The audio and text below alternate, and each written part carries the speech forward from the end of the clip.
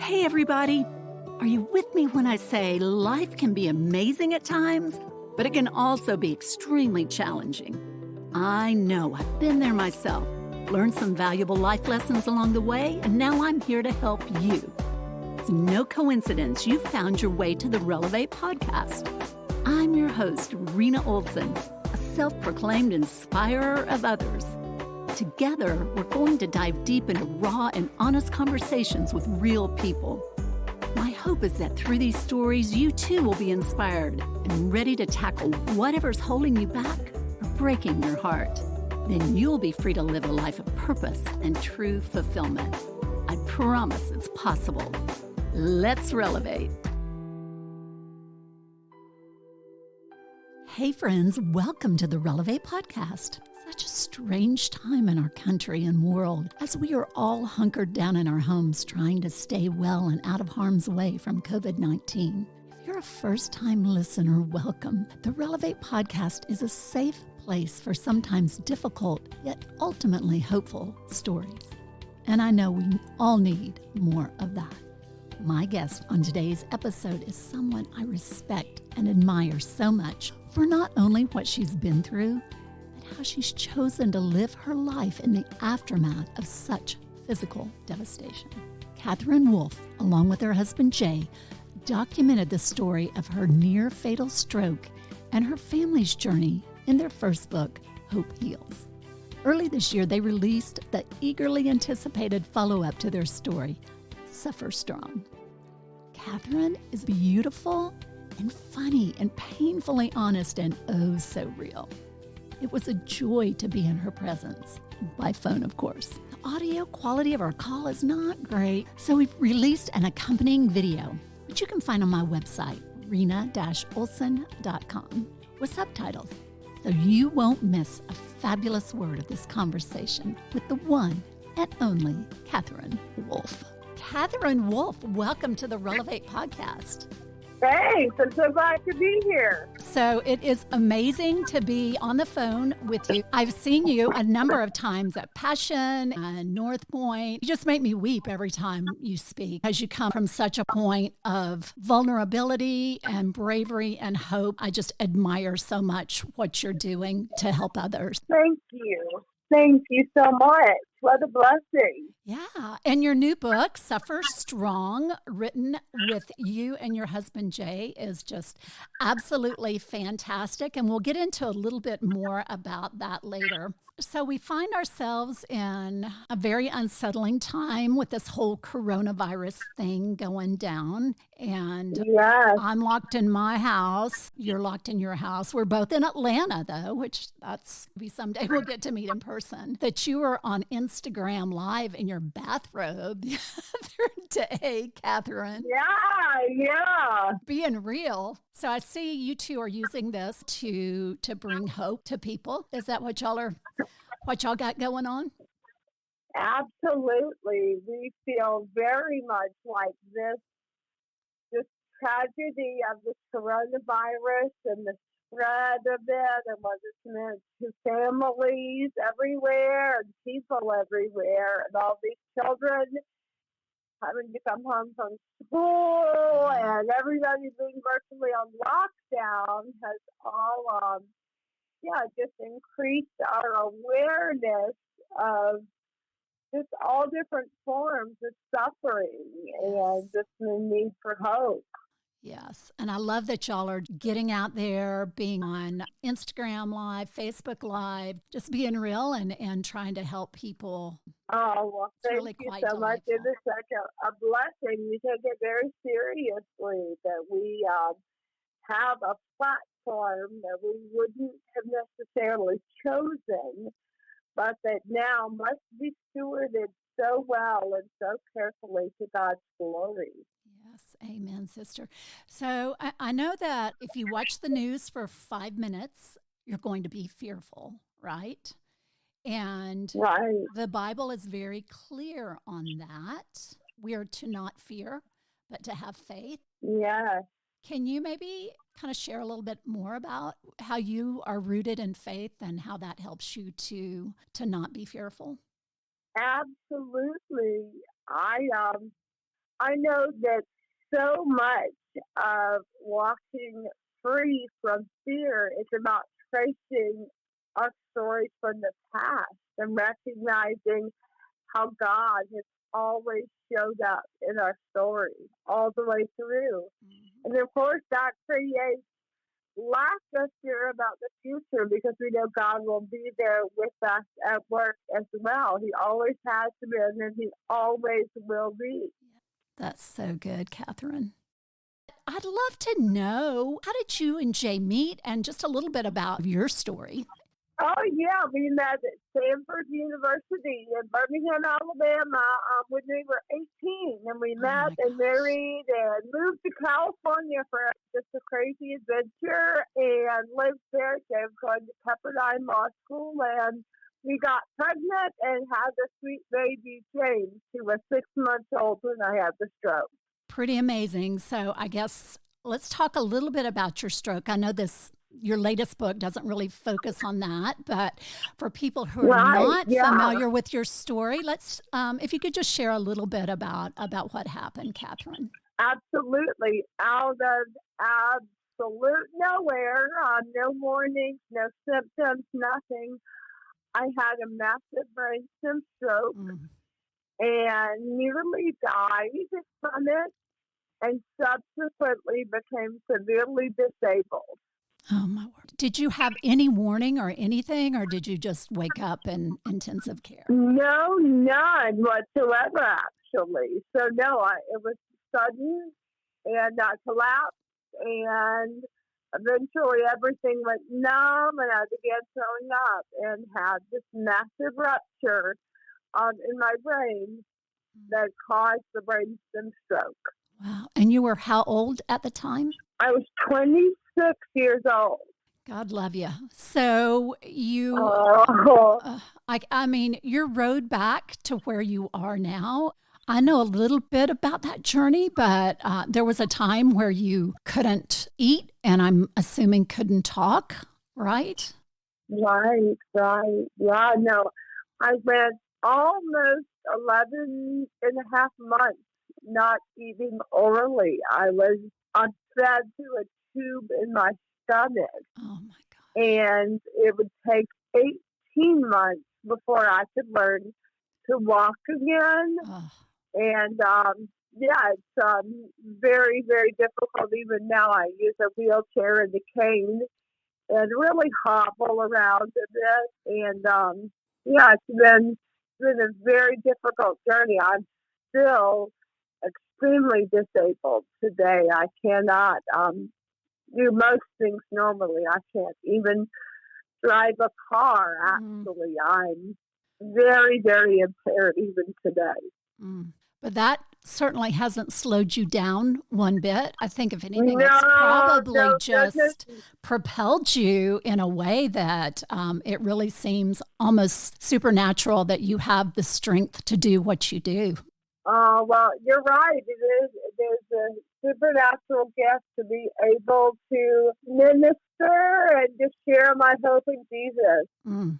How long were you and Jay married when the stroke happened? 3 years. So let's talk a little bit about him during that time of your initial recovery and what you learned about your husband.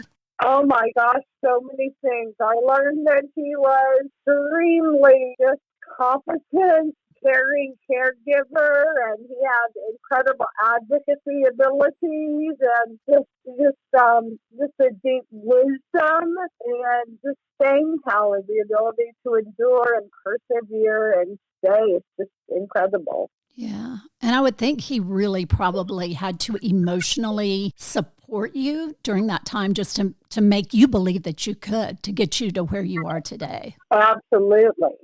Yes. As a couple, you've shared your journey of steadfast hope through your first book, and that was called Hope Heals. And you speak at events and online before millions. So you have a new book out that just released called Suffer Strong. In this book, you encourage others that, I love this line, suffering isn't the end of your story, it's the beginning of a new story. What prompted you to write this particular book, Katherine, and who do you hope reads Suffer Strong? I think we wrote Suffer Strong very naturally out of a desire to continue sharing our journey. Hope Heals was really a memoir of what happened to us when I had the stroke. And Suffer Strong is more the lessons learned. It's really like what now, living a life with an extreme disability and life going on after the stroke. So who do you hope reads it? Because in reading the book, I thought the book was just absolutely fantastic and really applicable to everyone because at some point we all will have some type of suffering in our life. Absolutely. Well, that is exactly our hope, is everyone would read it and everyone would read it, because everyone suffers. It's not just extreme medical catastrophe. People suffer terrible tragedies every day, all different kinds. And it's not unique to someone who has a stroke. It's definitely everyone in different ways every day. Yeah. So tell me what invisible wheelchairs mean. I thought that was such a cool way to look at that. Let's talk a little bit about what that is. Yeah. An invisible wheelchair is really an idea that my husband and I had about the value of recognizing that wheelchairs are not only on the outside, but they are, in fact, very much on the inside of all of us. And whether or not we recognize them, because they're easier to hide behind when they're not external, we all have issues in our own lives that are inside of us. Sure. And disabilities internally. That's right. I have been privileged to work with a lot of people who are working to overcome addiction, and their brokenness, it's been my finding, I'm not a clinical person, but the addiction almost always stems from brokenness, but you can't see it, right? So that's an example of an invisible wheelchair. I love that term. In your book, you shared more about your word of the year that you chose in 2008. That just gave me shivers when I read about it. Let's talk a little bit more about that, Katherine. Yeah, absolutely. Basically, the word I felt like the Lord laid on my heart in 2008 was more, that the Lord had more for me in that season. And of course, He had tremendously more, which was very different than what I thought it would be. Sure. So how long did it take for you to kind of remember that and bring that back into kind of the conversation of your new life? Actually, only a few months after I'd had the stroke. I think very early we were both aware that somehow God did in fact have more for us through the stroke and because of the stroke. So in figuring that together out as a couple, how did you come to that conclusion? Because when I see you two, y'all operate as such a seamless team. I mean, it's really such a beautiful thing, because to me, it's much more than a married couple. How did you kind of start to bridge that gap and begin to see that maybe this disability is a blessing? When I had the stroke and life turned totally upside down for me, I think Jay and I both had a sense that God was doing something new in our story. And then only many years later did we begin to really understand that this was a profound opportunity to speak into the lives of other people's stories, and that our story and journey could serve as a guide to others on their journey and could encourage them in the hope and comfort that we received through Jesus. It's just really so amazing that y'all ended up there together as a team. So I love the fact that you are bringing such hope to people with disabilities. Can you please share a story or two from people you've heard from who found inspiration from your brave and beautiful example? Oh, you are so sweet to ask that. There are so many. It's hard to think any certain ones that stand out. Although One is a sweet little girl who comes to our camp for families with disabilities that we now have. And she has CP and really wants to learn to stand up like Miss Katherine stands up. And that has been just such a blessing to hear how I'm inspiring her to want to stand. And I think of a man who emailed in a couple of years ago and said that his wife had just been diagnosed with ALS and that he knew, they both knew what this season meant, that she was going to slowly decline, becoming disabled through the years, and that it, was tragically a death sentence in many ways, and how she had engaged our story and felt similarly to us that we feel like God chose us for this, and he has felt that God chose him to be her husband in this time. Oh my gosh. And that really always stuck with me. So that's content for your next book for sure. I'm sure you have many of those. Yeah, maybe so, yeah.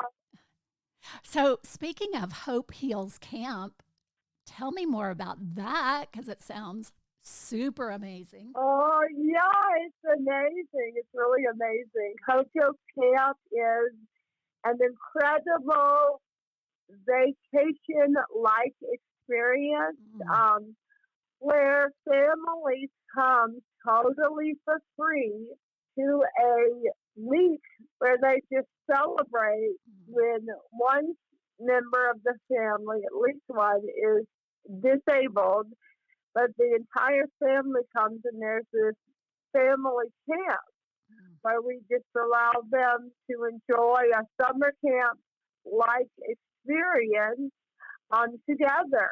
And it's just so beautiful. I would encourage all of your listeners to come and volunteer. It's just life-changing. Sounds so amazing. Now, is that open to kids only with disabilities, or is it anyone with a disability? No, not at all. No. In fact, almost 50% now, and we love that, is adults with disabilities who are just like me, which is what's so unique, in the world of summer camp. For disabled people, there is a plethora, and there should be, it's wonderful, a camp for children. Yeah. And yet, camping and camp really dry up when it comes to adults camping. Yeah. And yet, plenty of disabled people are in a family system. They have kids, and they may be disabled, but they still have children that want to go to summer camp. So what's beautiful about Hope Heals Camp is that they can come. And in fact, they go to camp with their kids and can celebrate seeing other families with disability and their story at the same time. And they have a chance to connect in community together, which I'm sure is a beautiful part of that camp as well. Oh, it really is. And it's so powerful for them to see others who are, living a different version of the same story in their life and to be encouraged. Well, I just love that. And what a way to give back to others by establishing the camp. It sounds truly amazing. And people can sign up to volunteer and I'm sure donate. Yes, absolutely. HopeHealsCamp.org. We'd love that. Seriously, I would love to be a part of that as a volunteer someday. It sounds so amazing. Well, come on. We'd love it. Come on. Let's do it. I'll bring the mic, and I'm sure we can get all kinds of great stories of hope at Hope Yeah, totally. Oh, wow. So I'm interested in the book, and you would write a chapter, and then Jay would write a chapter. Did y'all collaborate on who was writing what? How'd that kind of work? Yes, we did. We very much made an outline and came back to it time and time again to decide who would write which story. Because I know it's going to make me cry to even think about it. But Jay's chapter, For Better, For Worse, Yeah, chapter commitment. 8. I mean, that could be a book unto itself, don't you think? Just about the commitment of Absolutely. marriage. And Yes. I've heard he has to do your hair. Does he have to help you with your hair? Yes, Jay, yes, does absolutely everything for me. So he does your hair, and that story of him putting drops in your eyes every night, I thought that was just so tender and so poignant for him to use that as an example. Yes, he has put eye drops to moisturize my eyes that will not water on the sun post-stroke every night for the past 12 years since the stroke. That is love in action. Oh, thank you. I agree. Absolutely. And one cool thing that people might know, you've had another child since your stroke, your miracle baby. Yes, I have. How old is he now? Yes, he is 4 years old, 4.5 actually. John is his name, and he is just a wonderful, sweet blessing, and definitely a wild man, and it's been crazy, but we are incredibly blessed to have him in our lives. Oh, Katherine and her boys. So sweet. So one last question for you, then I'll let you get back to being a mama and a wife. So the word relevate, relevate means to uplift or inspire. What words of advice do you have in closing about suffering strong for my listeners? Yeah, oh gosh. I think suffering strong is all about waking up to what is in your story and recognizing that for some reason God has assigned it to you, and it is to be stewarded well, and that very much may include suffering. And a huge part of suffering strong is recognizing everybody's suffering in some ways. So we all have the opportunity to find strength in it, and that isn't strength of our own, but it's God's strength through our weaknesses. And just recognizing that He made us for this, that we can, in fact, handle all kinds of hardships because God has wired us with Him in our hearts to do hard things in our stories. So good, Katherine. I just admire you so much. You are strength and beauty and grace and dignity all rolled into one beautiful package.